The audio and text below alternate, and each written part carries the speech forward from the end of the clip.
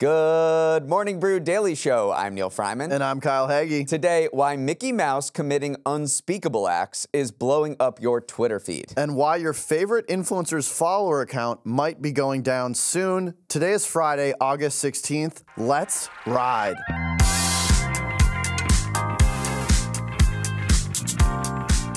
Trouble is brewing in the land of the sweet onion chicken teriyaki. According to the New York Post, Subway held what was described as an emergency meeting yesterday with franchisees at its sub shops to strategize how to reverse falling sales and win back market share. The company pushed back on the idea that this was an emergency meeting, but maybe it should have been. Subway franchisees told the Post that sales in recent weeks are down 10% from the previous year, while heavy discounts and promotions are eating into profits. Big nationwide TV ads featuring Steph Curry and Charles Barkley do not appear to be moving the needle, nor do new menu items like $3 hot dipper snacks. Kyle, what is your plan to fix Subway? Well, I just got to say, one, if Steph Curry can't save your company, it might be over for you. I could fix this company in one day, guaranteed. The answer is $5 footlong. Bring it back.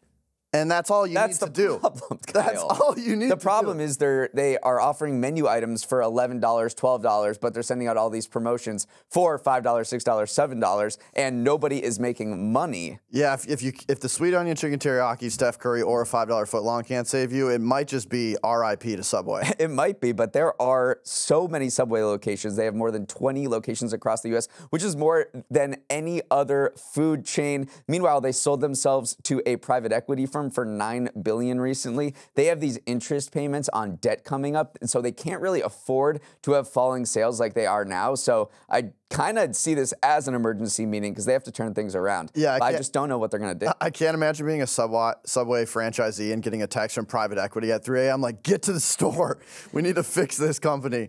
Let's take a word from our sponsor now, Beehive. Neal, there's no better feeling than telling a friend about a great restaurant, TV show, song, and have them absolutely loving it, all because of your recommendation. It's truly one of the best feelings in the world. Friends come to me all the time wanting to know where to get the best food in various cities. And I gotta say, I give them pretty solid recs. Just go to the nearest Subway. You do. And I'll do you one better. Think about all the times your friends give tips to their friends based on the very same recommendation you gave them. I mean, you're talking about an exponential amount of people you can reach. You're right. It's almost like my influence extends to the far reaches of the world. Such power. Neal, are you good? Yeah, sorry, what were you saying? My point is, that's what Beehive's referral program is like. When you have such a great newsletter that you want your readers to share, Beehive can generate a super easy link that gives them credit for sharing it to their friends and colleagues.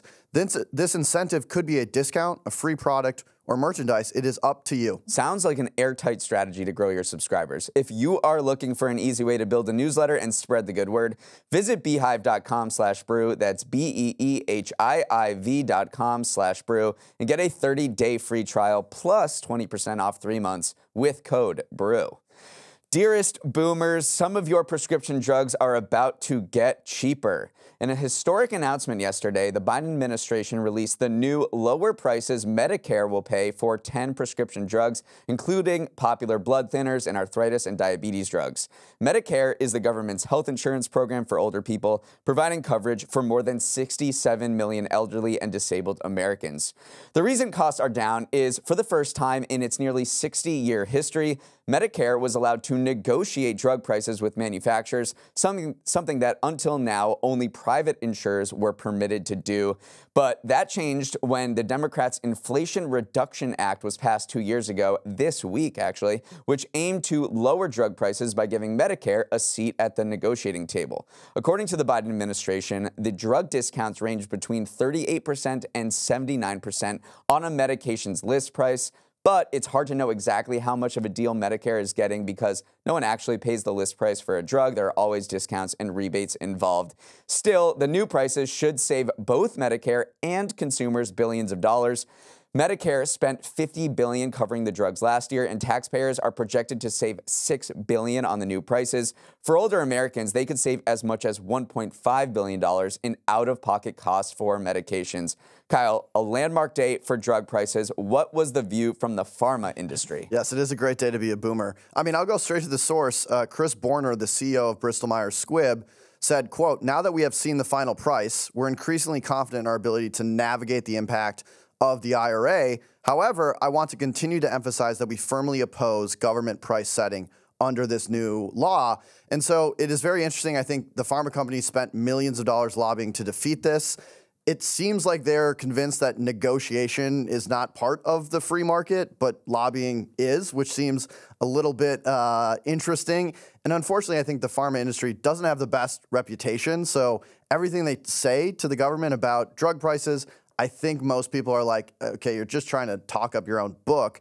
However, there is fear that because they are making less money from these drugs, it could hurt innovation. It could hurt new drug development as well. What I found really interesting is most Americans, including senior citizens, obviously a very key voting bloc in this upcoming election, they don't actually know about this law. It said only 48% of voters ages 65 and older are aware that Medicare now has the power to negotiate price. So I think we're going to see a lot of the Biden administration talking about this law and making sure seniors know what they've delivered for them. Right. So, I mean, this was a part of the Inflation Reduction Act. And I think when most Americans think about that, if they think about it at all, which I don't think they do, they think about these hundreds of billions of dollars in subsidies to clean energy programs. That was the main facet that has been talked up for the past couple of years in the Inflation Reduction Act. But it also included actual inflation reduction measures, lowering prices, which includes this prescription drug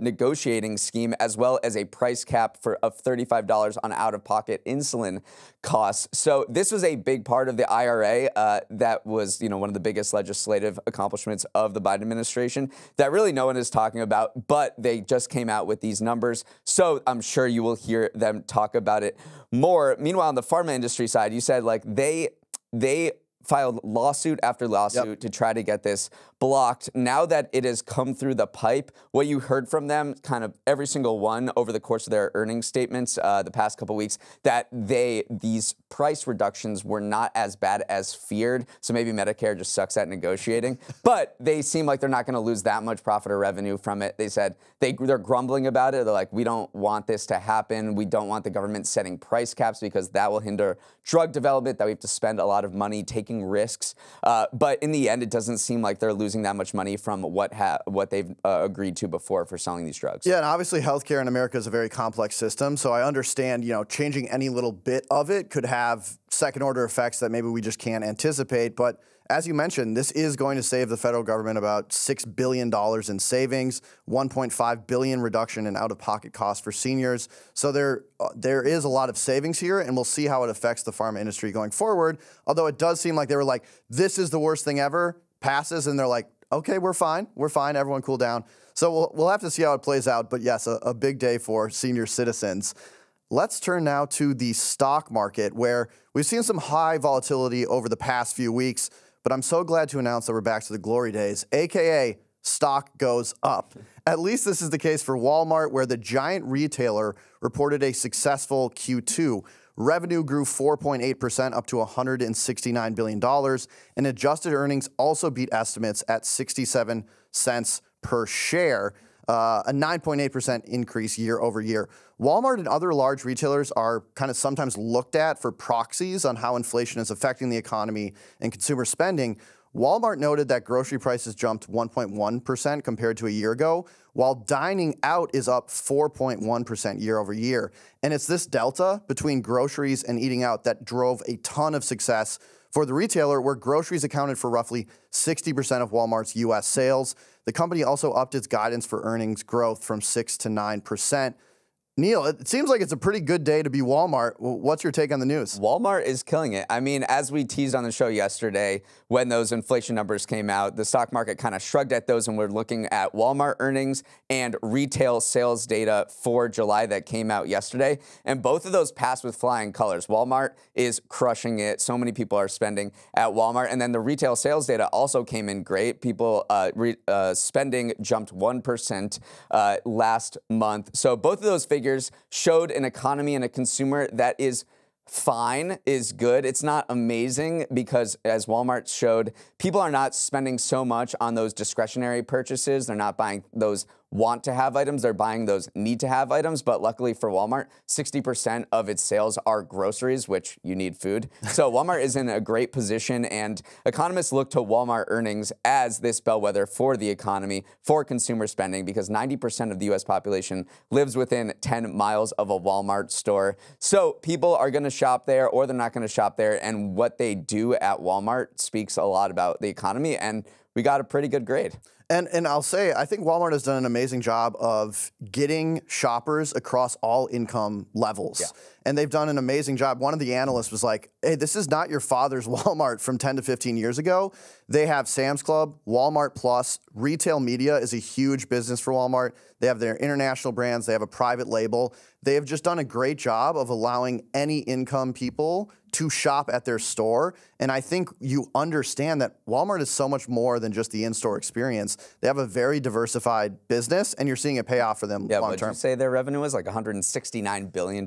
Yeah, they made $169 billion this quarter. Right. They're doing pretty good. But now that all the retailers have basically reported earnings at this point, and like, what have we learned about where people are shopping? So I would say people are pulling back on travel. We saw a lot of the airlines say people are not traveling as much as they expected, and they're not buying big home purchases. Home Depot reported earlier this week, and in a complete 180 from Walmart, they were like, people are not spending. We're seeing a weakened consumer. They lowered their guidance for the rest of the year. So people are not buying stuff for their houses. That seemed to be like a COVID thing, 2020 through 2022. But they are spending on these need-to-have items, which is what Walmart sells. Walmart did also say that they are buying this one particular item, this one particular discretionary item that is definitely not a need-to-have, but they sold like hotcakes last quarter. Pool noodles. They said people are buying pool noodles by the dozen. They said combining all the pool noodles that Walmart sold last quarter, which if you place them back to back, they would stretch 30,000 football fields. There's always money in the pool noodles. Well, if you've been on Twitter or X lately, you might have seen images ranging from the bizarre Barack Obama doing cocaine to the disturbing, like a crazed Mickey Mouse doing 9/11, flooding the platform. Those are the product of Grok, the chatbot from Elon Musk's XAI that got new capabilities to create images from text prompts.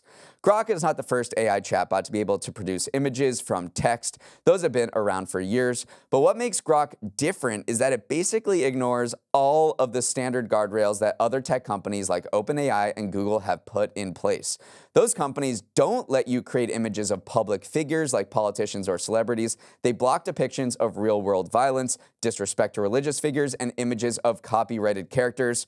Well, Grok does not seem to care about any of that, save pornography, which it does ban. But none of this seems to be a problem for Grok's creator, Elon Musk, who is happy to let his image generator run free without any rules of the road. He wrote, "Grok is the most fun AI in the world and seemed to relish these surreal images being posted."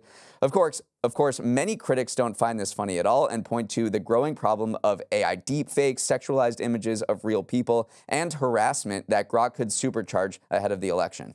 Yeah, I just have to say, there could be any headline about Elon Musk at this point, any headline, and I would believe it. He is in the news all the time, and it seems like each one is more absurd.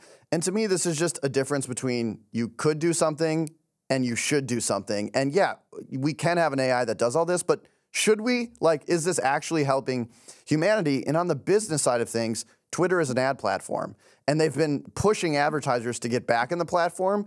I don't think Nike wants to see their ad next to Mickey Mouse carrying a rifle. Like, the platform is, I think, getting polluted by these images, which I saw all day yesterday, flooding the timeline. What is also interesting is, you've mentioned they've banned pornography, so they do have some rules in place. It just seems like they need to expand them more to have more copyright protections, have some deepfake protections. So this seems like a big mess, and hopefully it gets cleaned up soon. Yeah, I'm not sure whether Elon Musk is going to do that, though. I think he'll have to be forced to do it, and that could come from Europe, where he's already facing investigations from the EU, from the UK over content moderation policies on the platform. I just think this is the AI that he envisions. It's very open. It is very, you can do what you want with it. We are not going to put any rules of the road.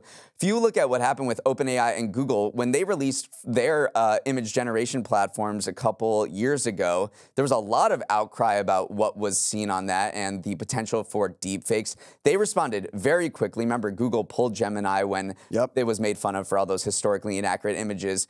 They experienced a lot of shame and embarrassment, went back to the table, tried to fix what they were producing. OpenAI did all of these guardrails. They now have a watermark on an AI-generated image, so you know that ChatGPT produced it. Elon Musk does not seem like this is in his DNA. He doesn't want any of this, so he might be compelled to by the EU or the UK, which is investigating him under these new AI laws that have been rolled out, or he might be sued by these companies whose IP Grok is stealing. I mean, you can make Minnie Mouse and Mickey Mouse, which are copyrighted characters that Disney is very litigious about. So if you could keep making Disney characters, Disney is going to come after you. So I don't think what we're seeing from Grok now will be the case in a week to 2 weeks now, but it is kind of crazy to see these images proliferate on platforms. It seems like it was in the early days of AI, the Wild West. Now we're seeing it back in 2024. Yeah, I know we already talked about the subway emergency meeting, but I'm sure the Disney lawyers had an emergency meeting yesterday as well. Up next, is the Clippers' new arena the coolest one ever built?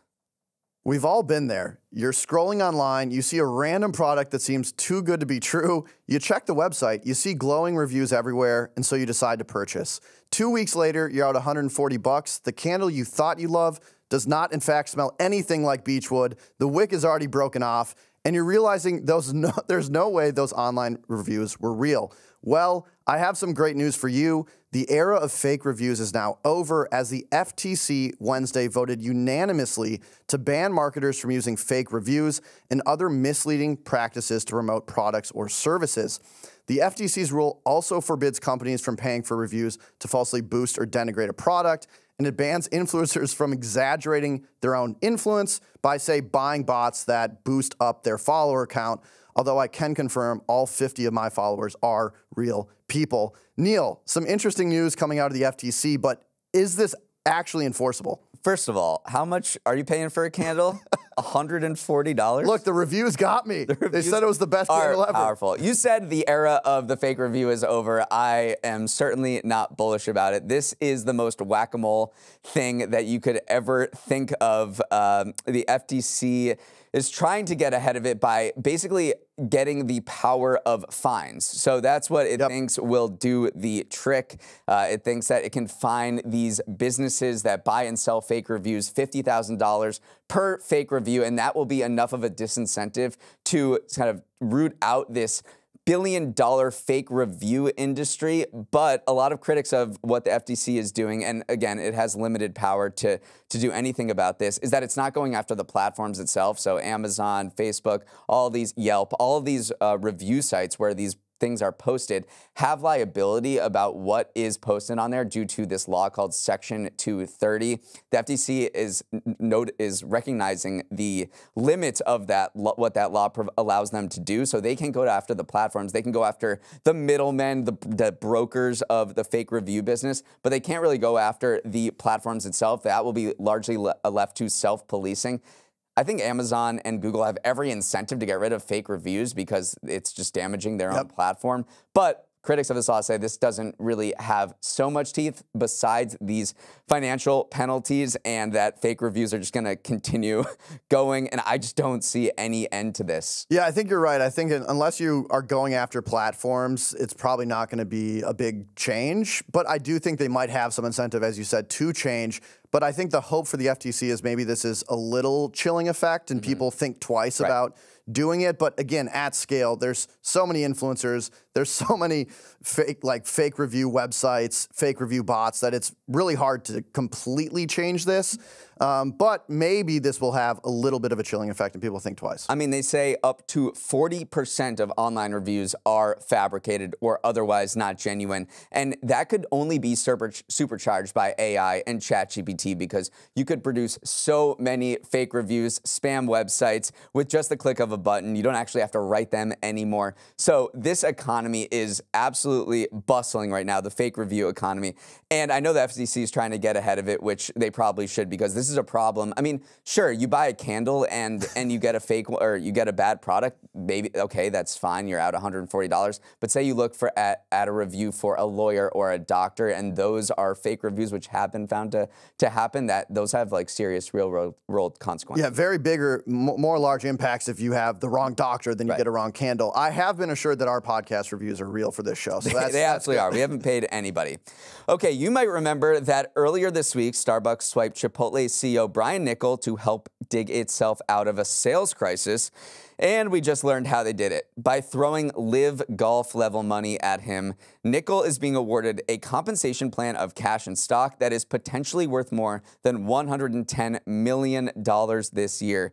It's one of the largest hiring packages in U.S. corporate history and 4 times larger than his predecessor, Laxman Narasimhan, received when he was hired just over a year ago.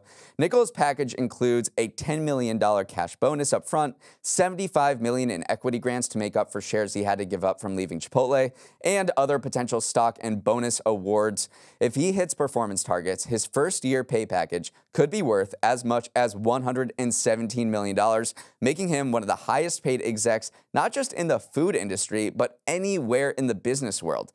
And Starbucks thinks he's more than worth it. Niccol engineered an epic turnaround at Chipotle after coming on board in 2018, and he'll need to do the same at Starbucks, where sales have fallen for 2 straight quarters. Kyle, what do you make of this super max contract for someone who's been called the LeBron James, Lionel Messi, and Tom Brady of the restaurant industry? I mean, that's some incredible comparisons, and I do feel like this guy has LeBron-level power. It felt like the decision all over again. What's interesting when I hear about these large CEO pay packages, and you're like, there's no way someone could be worth $100 million to your business. Well, after the announcement, shares in Starbucks soared 25%, which added $21.4 billion to their market cap. So they've already recouped this money in a day, which is pretty remarkable. I think the interesting thing as you dig into the details of his package is he's also going to be allowed to work from home. Yeah, that's huge. He doesn't have to report to the Seattle office. So whatever this guy's business acumen is, it is incredible because he's getting some of the sweetest deals I've ever seen. Amazing negotiation. Maybe Medicare could learn a little bit from him. Yeah, that was a huge part of it. So he moved Chipotle from Colorado to Newport Beach, California, and then he started living in Newport Beach and Seattle, or Starbucks is based in Seattle. He does not have to move to Seattle. He can stay in his beach, and he's the CEO of the company. I mean, if I'm the regular employee at Starbucks, and I was told last year that I had to come in to work 3 days a week, meanwhile, the CEO gets to stay at his beachfront property in Southern California, I'm thinking to myself, what is going on here? But that is an amazing perk that he negotiated. But, you know, he has the track record where he can really, you know, tell Starbucks what he wants. Because when he came into Chipotle in 2018, they were going through this severe crisis. There was E. coli in its ingredients.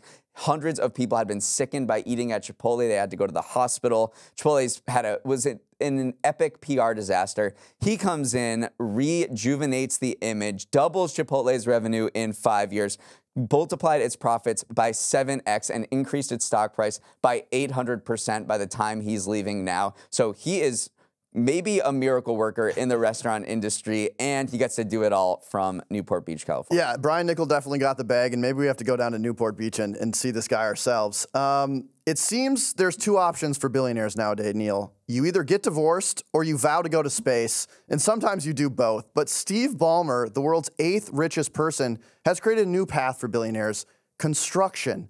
That's right, the owner of the Los Angeles Clippers spent 10 years and $2 billion of his own money to create a brand new 18,000-seat stadium that the Clippers will play in. Now, it's clear from his days leading Microsoft that Ballmer is built different, but so is this stadium. The Inuit Dome has a hemispheric structure designed to resemble the mesh of a stretched basketball net, phone chargers next to each seat's cup holder, wireless payments, cannons that fire shirts all the way up to the nosebleed seats, and a massive double-sided screen dubbed the Halo board with 233 million diodes suspended from the arena roof.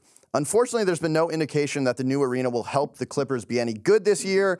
Yesterday was the grand opening with singer Bruno Mars, and the first basketball game is going to be played on October 26th when the Clippers host the Phoenix Suns. This stadium is incredible to me, Neal. We got to take a road trip to see it. We have to. I mean, there's a few features that stood out to me. One is certainly the fact that the T-shirt cannons come from the top. So those of us in the nosebleed seats who, when we saw all these guys and the T-shirt cannons coming out, we're like, all right, well, I'm not going to stand up and wave my arms because those can only go up to the first bowl. And I'm way up here. I'm never getting a T-shirt. Well, now Steve Ballmer has fixed that. So maybe one of the biggest stadium innovations in years. Another thing is because Ballmer is already, the 8th richest person, he doesn't need to make a ton of money off of it. This is really a passion project. So he's avoiding a lot of those corporate suites that so many stadiums and arenas come packed with now. I mean, look at Crypto.com Arena, which is where the Clippers play now, the Lakers play, formerly Staples Center. That has 180 corporate suites. Meanwhile, at Inuit Dome, it just has 46. So Steve Ballmer wants to have that college basketball bowl feel, not interrupted by suites, which I think makes for an amazing, better fan experience. Meanwhile, he's doing away with those social spaces off the court that have become very popular in stadiums. So I went to Petco Park in San Diego. Okay. It's basically a brew pub with a baseball field attached. Like, there are just multiple breweries about. You can mill about. You don't have to be in your seat. Steve Ballmer really wants to make this a very engaging experience where people are sitting in their seats, and that's why he has these phone chargers, like, linked up to every individual seat because he wants to make it feel like you are at home watching the game and you don't have to go mill about in these social spaces. I don't know if that'll work because people do like hanging out and not necessarily watching every second of the game, but those are a few of the things that he's brought that's different for Inuit Dome. And one of the big things is this is no public financing. Right. Most stadiums are now financed, at least in part, by the public. He spent $2 billion of his own money. He's also investing a ton of money in this area, in this kind of like dream park of stadiums and shopping and experiences, but also $100 million to the city of Inglewood via a community benefits agreement, $80 million for affordable housing. Like, it does seem like he really wants the Clippers to do well, but also the surrounding area. And he had a quote, "I've been more blessed than I have any right to think about." And it seems like he is living every kid's dream of becoming a billionaire, buying a team, and then making the stadium a stadium where everyone wants to be. It's pretty cool. And the final note is that this place has so many toilets.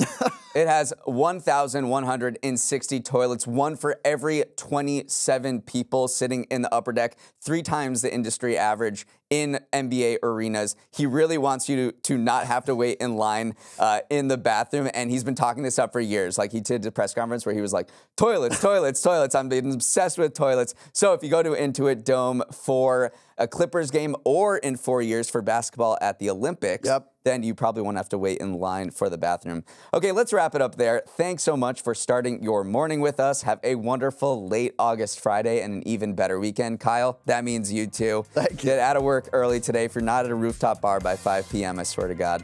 Okay, if you want to send us any feedback or questions or comments for the podcast, send an email to morningbrewdaily@morningbrew.com. Let's roll the credits. Emily Milliron is our executive producer. Raymond Liu is our producer. Olivia Graham is our associate producer. Lonnie Fiskus is our technical director. Billy Menino is on audio. And my experience with hair and makeup has been so great. Highly recommend. 5 stars. Run, don't walk for your styling services. I was not paid to say that. Devin Emery is our chief content officer. Our show is a production of Morning Brew. Have a great weekend, y'all.